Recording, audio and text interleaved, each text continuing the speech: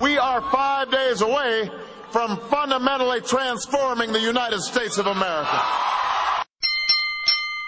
I'll make our government open and transparent so that anyone can ensure that our business is the people's business. And as president, I'm going to make it impossible for congressmen or lobbyists to slip pork barrel projects or corporate welfare into laws when no one's looking. Because when I'm president, meetings where laws are written will be more open to the public, no more secrecy. That's a commitment I make to you as president. When there's a bill that ends up on my desk as president, you, the public, will have 5 days to look online and find out what's in it before I sign it. When there are meetings between lobbyists and a government agency, we'll put as many of those meetings as possible online for every American to watch. When there's a tax bill being debated in Congress, you will know the names of the corporations that would benefit and how much money they would get. And we will put every corporate tax break and every pork barrel project online for every American to see. You will know who asked for them, and you can decide whether your representative is actually representing you. Not negotiating behind closed doors, but bringing all parties together and broadcasting those negotiations on C-SPAN so that the American people can see what the choices are. Because part of what we have to do is enlist the American people in this process. These negotiations will be on C-SPAN, and so the public will be part of the conversation and will see the choices that are being made. We will work on this process publicly, streaming over the net. I'm in this race to tell the lobbyists in Washington that their days of setting the agenda are over. They will not work in my White House. It's when lobbyists set the agenda, and that's why they won't drown out your voices anymore when I am President of the United States of America. Having inherited a $1 trillion deficit that will take a long time for us to close, we need to focus on what we need to move the economy forward, not on what's nice to have. And that's why on Monday I held a fiscal summit to come up with a plan to put us on a more sustainable path.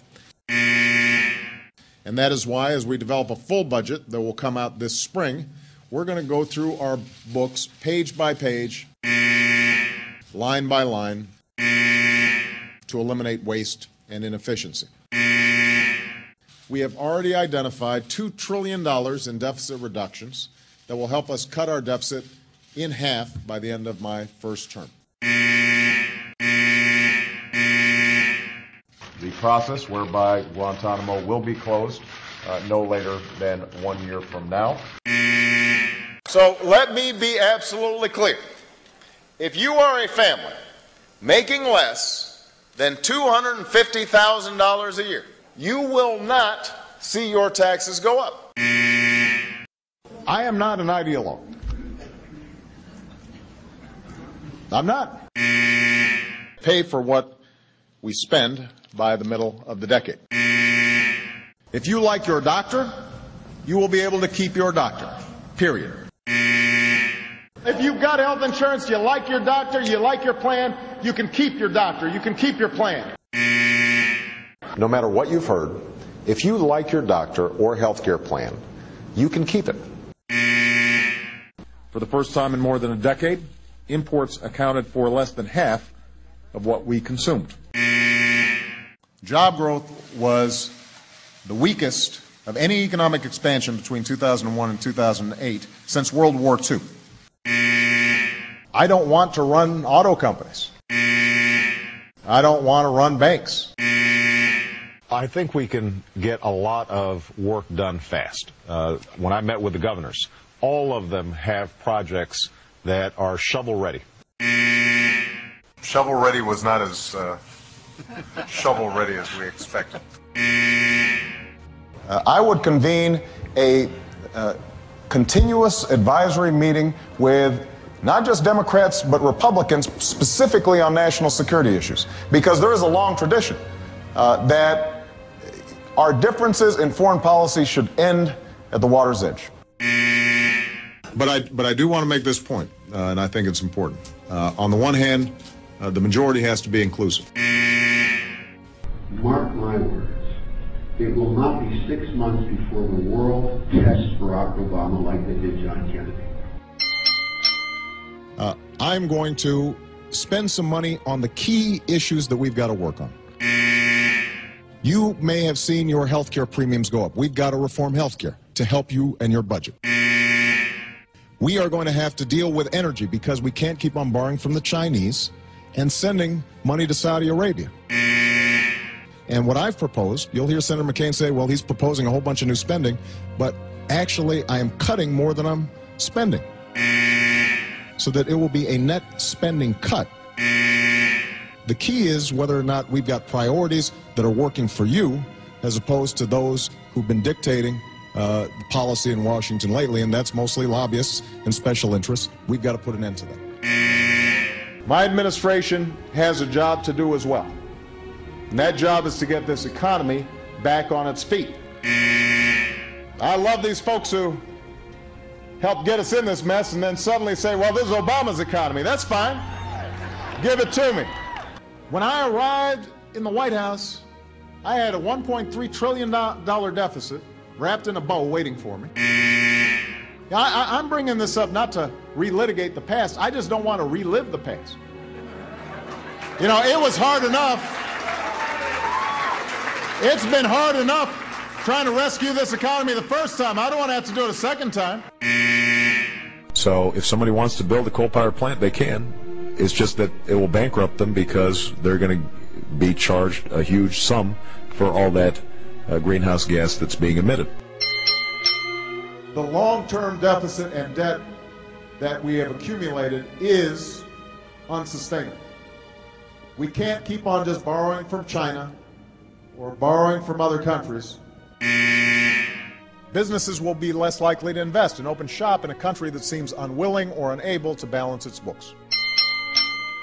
And if our creditors start worrying that we may be unable to pay back our debts, that could drive up interest rates for everybody who borrows money, making it harder for businesses to expand and hire or families to take out a mortgage.